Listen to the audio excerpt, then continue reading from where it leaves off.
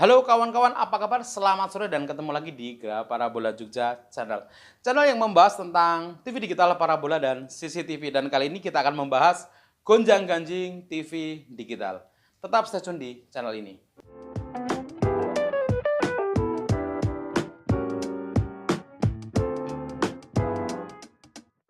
Semakin mendekati keputusan pemerintah dalam hal migrasi TV analog ke TV digital ini semakin banyak pro kontra, teman-teman. Jadi kalau kita lihat di media sosial seperti Facebook dan YouTube, banyak sekali yang pro kontra. Banyak yang menyambut gembira dan mereaksi dengan positif, namun banyak pula yang kontra. Karena mungkin dirasa berat untuk membeli sebuah set-top box dengan harga 200.000, apalagi ini di saat pandemi. Yang kita sama-sama tahu di dalam masa pandemi ini ekonomi banyak yang jatuh, teman-teman. Dan ada pula dari golongan yang tadinya pro menjadi kontra. Karena apa? Karena begitu beli set-top box ternyata setelah dipasang tidak mendapatkan channel-channel tayangan televisi yang jernih. Jadi nggak mendapatkan channel. Nah, sebelum membahas lebih jauh, saya akan membacakan versi pemerintah kenapa harus menjalankan migrasi dari analog ke digital. Ini akan saya bacakan supaya tidak salah ya. Menanggapi hal itu, juru bicara Kominfo Dedi Permadi mengatakan bahwa ada 5 alasan untuk migrasi. Yang pertama, menjalankan amanat dari pasal 60A Undang-Undang Nomor 32 Tahun 2002 tentang penyiaran sebagaimana diubah oleh Undang-Undang Nomor 11 Tahun 2020 tentang Cipta Kerja. Nah, ini adalah dasar hukumnya.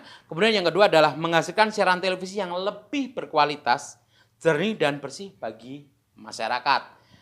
Ini saya sepakat karena ini memang menarik sekali. Kemudian yang ketiga, meningkatkan efisiensi penyelenggaraan siaran para lembaga penyiaran melalui infrastruktur sharing. Dan ini saya nggak terlalu paham, jadi no comment daripada saya salah ngomong. Yang keempat, mengejar ketertinggalan Indonesia dari negara-negara lainnya yang telah menyepakati penataan spektrum untuk layanan televisi dan telah menyelesaikan ASO atau analog switch off. Sehingga ASO perlu segera dilakukan untuk menghindari potensi permasalahan di wilayah perbatasan. Nah, ini saya punya data, teman-teman, untuk daerah atau negara lain yang sudah melaksanakan migrasi dari analog ke digital. Untuk daerah Eropa, melakukannya dalam kurun waktu 2006 sampai 2011. Jadi mungkin ketika kalian masih kecil ya, mereka sudah migrasi dari analog ke digital. Kemudian di negara-negara Asia seperti Brunei itu 2017, Singapura dan Malaysia 2019, kemudian Vietnam, Thailand, dan Myanmar itu 2020. Jadi kita termasuk yang paling belakangan, teman-teman. Jadi memang mungkin harus disegerakan karena kita sudah terbelakang. Takutnya nanti akan ada permasalahan di perbatasan.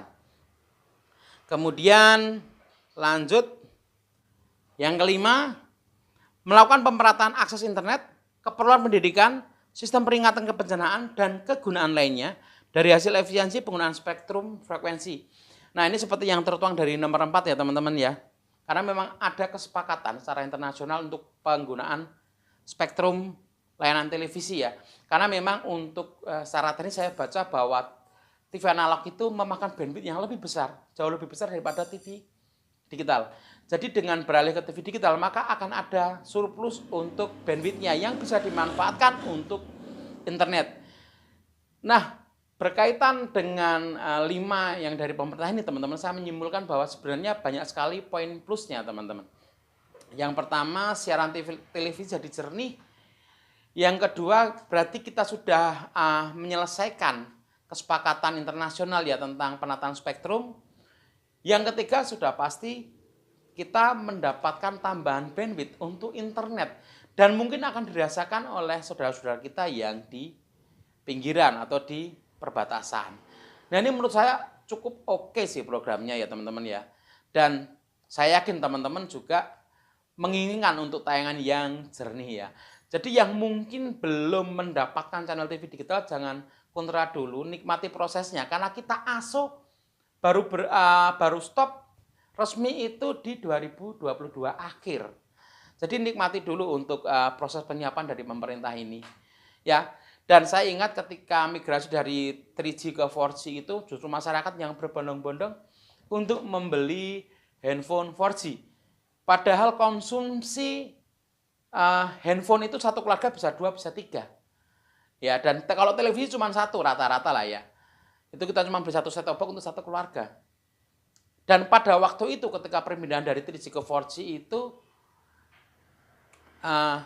karena kita memang menikmati ya, mengetahui bahwa dengan 4G jaringan akan lebih cepat dan sebagainya. Jadi kita sudah mengetahui benefitnya.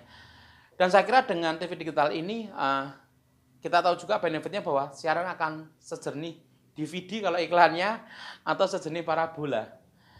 Nah mungkin buat kalian yang menanti-nanti STB gratisan, saya harap supaya bisa mensikapi ini dengan dewasa. Jadi misalnya teman-teman hari ini masih bisa ngerokok satu bung satu hari, saya rasa tidak perlu untuk menunggu STB gratisan. Karena STB gratisan untuk masyarakat bawah di bawah garis kemiskinan yang datanya sudah ada di pemerintah. Jadi jika masih punya uang sebaiknya mendingan nabung saja. Kita sikapi ini dengan dewasa supaya program ini segera bisa direalisasikan.